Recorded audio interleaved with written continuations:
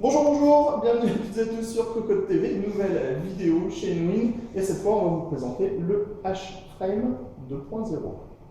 Alors, même philosophie que le premier H-Frame, on a un boîtier avec 4 tiges en gros, et autour de ces 4 tiges, on a des tranches d'aluminium qui viennent composer le boîtier. Alors, les gros changements, c'est l'intégration de certaines parties en fait en plexiglas coloré dans les parties en aluminium. Donc on le voit, on a un grand liseré orange ici, qui peut être de différentes couleurs, puisqu'on a vu par exemple un H-Frame 2.0 version Nvidia, donc c'est tout simplement vert. Ça s'illumine une fois le boîtier allumé, donc, et on retrouve deux tranches de ce type-là. Autrement, on garde comme toujours les portes en verre trempé avec un effet miroir. On va tout de suite retirer la porte parce que ce sera plus simple pour vous faire le tour complet. Ça évitera tous les reflets.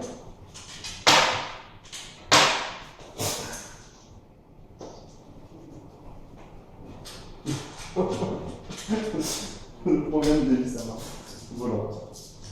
Vous avez vu, j'ai 4 mains aujourd'hui. Voilà, ça sera beaucoup plus simple pour découvrir ce boîtier. On commence avec la face avant. Donc on va compter les tranches 1, 2, 3, 4, 5, 6, 7, 8, 9 tranches, 11 avec les deux en verre trempé. On va avoir moins de problème de lumière comme ça. Donc face avant, on n'a rien puisqu'on est toujours sur le principe du boîtier open air, open frame. On a ici le panneau de contrôle avec la gestion des diodes, donc pour l'éclairage des tranches, les entrées sorties audio, 3 USB 3.0, un USB type 3.1 type C, Power On, diode d'activité HDD et grisette. Donc sur l'avant, les tranches, sur le dessus également les tranches, en dessous des tranches et à l'arrière des tranches. Ça donne faim. Donc, on commence, enfin, on va directement vous parler du châssis, ce sera beaucoup plus simple.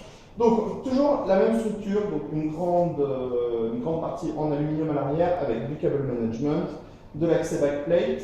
Sur la droite, les plateaux SSD HDD qui sont également compatibles avec les pompes ou les water cooling. On en a 4. Et ici, on retrouve aussi une autre platine de ce même type sur laquelle on pourra intégrer tout ce qu'on veut. Comme toujours chez Nwin, tout est amovible en fait, et donc on pourra ajouter ou retirer les morceaux que l'on veut.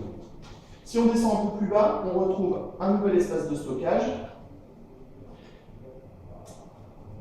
Bon, c'est serré trop fort, avec en fait des plateaux pour les disques durs. On pourra également mettre du SSD sans trop de problème à l'intérieur. Donc en fait, on a différents espaces de stockage. L'alimentation, elle sera aussi livrée en bundle avec.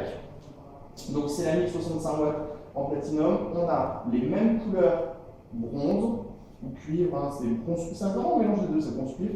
Petite partie ici en verre trempé qui donnera, en fait on pourra voir l'intérieur de l'alimentation quand le boîtier sera allumé. Ventilateur en 135 mm. Alors on vous montre bien la partie avant et les plateaux. Ici les aires de stockage. À l'arrière on trouve une petite platine amovible en 120 mm, 1, 2, 3, 4, 5, 6, 7, 8 slots d'extension. Donc c'est compatible jusqu'au EATX puisqu'on a les plots de fixation jusque là. Dans la partie supérieure, on va retrouver une nouvelle platine. Alors vous voyez, comme d'habitude, hein, on prend la platine, c'est en aluminium, on tire la platine et en fait on a accès à 3 emplacements en 120 mm. Et c'est également compatible 360 mm pour le water cooling.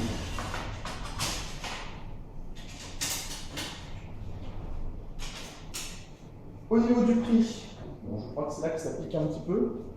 Le tarif n'est pas été donné. Je crois qu'on tape dans les 1000 avec l'alimentation. Ouais, 1000 € avec l'alimentation. Bon, ça reste première. Si vous prenez l'ensemble du boîtier, en fait, tout est vraiment bien pensé dans la bonne finition. On a des petites vis en aluminium anodisées de la même couleur que l'alimentation. On a ces gros plots qui sont juste des pièces magnifiques. Et donc, à venir probablement après Computex et en test très prochainement sur cocoton.com.